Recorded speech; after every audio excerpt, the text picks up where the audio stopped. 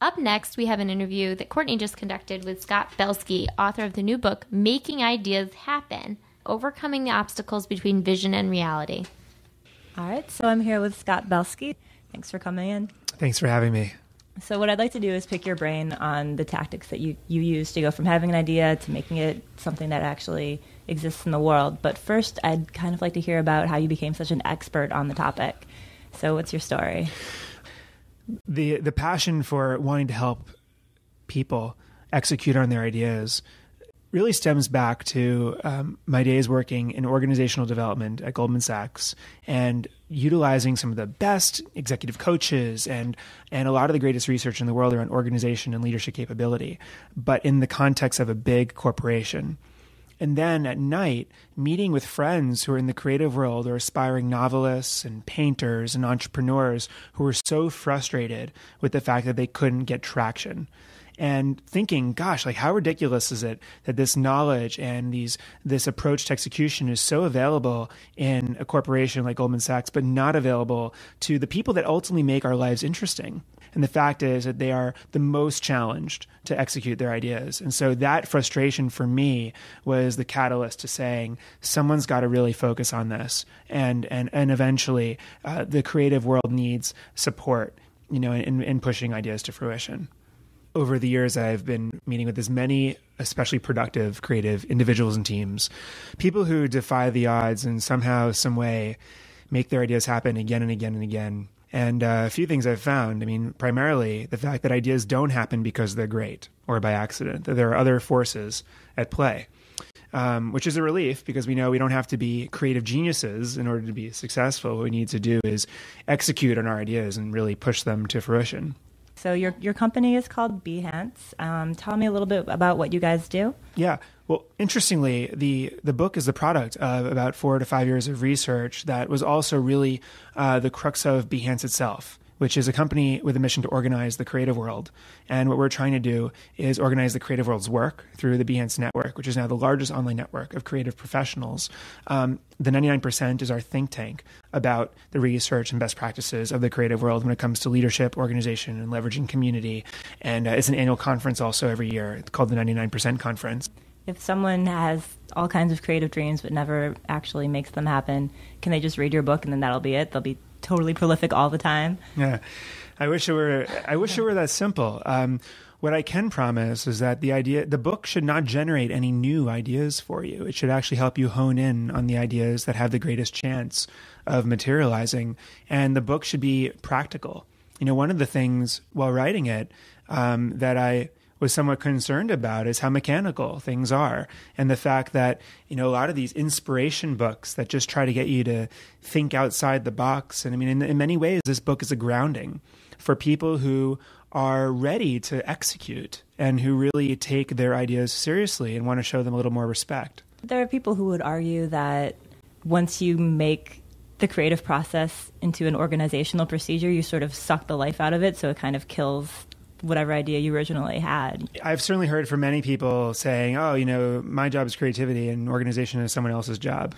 But the research reflects something otherwise. The creative superstars that we know and love, their ideas are no better than anyone else's, really. So when you say creative superstars, who are you thinking of? Oh, wow. We're thinking of serial novelists. We're thinking of people who've started multiple restaurants, people who are especially prolific designers and architects and photographers who somehow, some way have been able to expand beyond themselves and lead groups of people in creative pursuits. People have started movements. We're talking about people who had ideas and consistently have ideas that they execute rather than just having them. Organization is an equal part of the equation. We really think that the impact that one makes is equal to, if there's a math equation, it's creativity times organization equals impact. And we talk way too much about inspiration and the creativity side and not enough about what's required. Now, to your point, is there a compromise in this? Am I making the case that creative people and minds and teams should in some ways compromise an aspect of their very essence in order to be productive? In some ways I am. Yeah. Now, that doesn't mean compromising your artistic integrity or compromising your morals or what you love, but it does mean, we have a little more discipline and we have more structure into how we do things without making it burdened by process. So let's step back and let's use you as an example. I mean, you're a creative person. You've started companies. You wrote this book. What do you struggle with when you're trying to go through the creative process that you feel is the biggest takeaway for you? I'm more of an introvert, and I also, have, like a lot of creative people, the desire when I have ideas that are half-baked to keep them to myself. And, in the past, I've thought, well, I shouldn't share this idea because someone might steal it. Or, I shouldn't share this idea because it's not ready to be shared yet and it's not good enough. And one of the things I've learned over the course of this research is a lot of these serial idea makers, they push their ideas out there and share them liberally. I mean, they're constantly pushing it out there.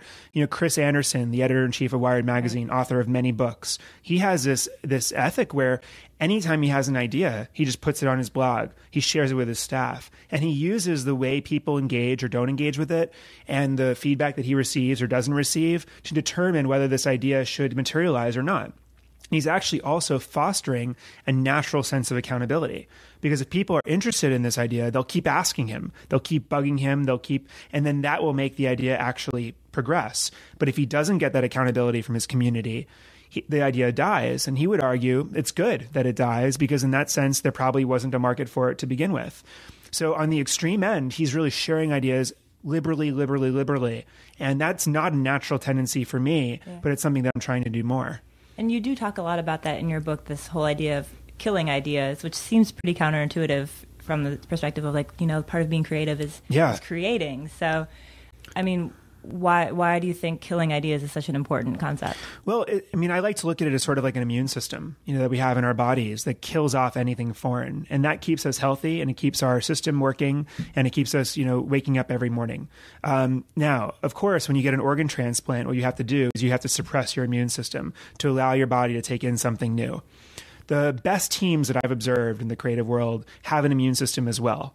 And that immune system is made up of people who are skeptics, as well as the core creatives who are always thinking of new ideas. But the most important piece here is that especially amongst, in projects that we are so passionate about and excited about, we don't like working with skeptics. We don't want to work with people who are kind of like the Debbie Downers of the world, who poke holes in every idea as they come up. And so we typically don't hire them. And when we do hire them, we typically don't empower them to do their job in our teams or as our partners.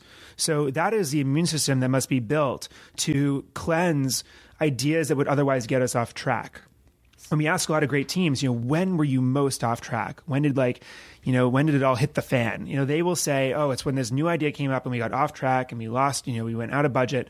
And that's when the immune system didn't kick in. So killing ideas is something that you need to do, but you need to set up the immune system in order to do it. We also found that design plays a huge role in productivity and project management, which is something that a lot of other methodologies don't talk about. But we have this saying that attraction breeds loyalty, and that's probably true in human relationships. It's definitely true in project management tools and productivity systems. If you're attracted to what you're doing and how you do it, and if you organically created the way that you manage your action steps and your projects, you're more likely to stay loyal to that system over time, which again can make all the difference between being organized and not organized. Thanks so much for coming in today, Scott. This was great. Thank you for having me.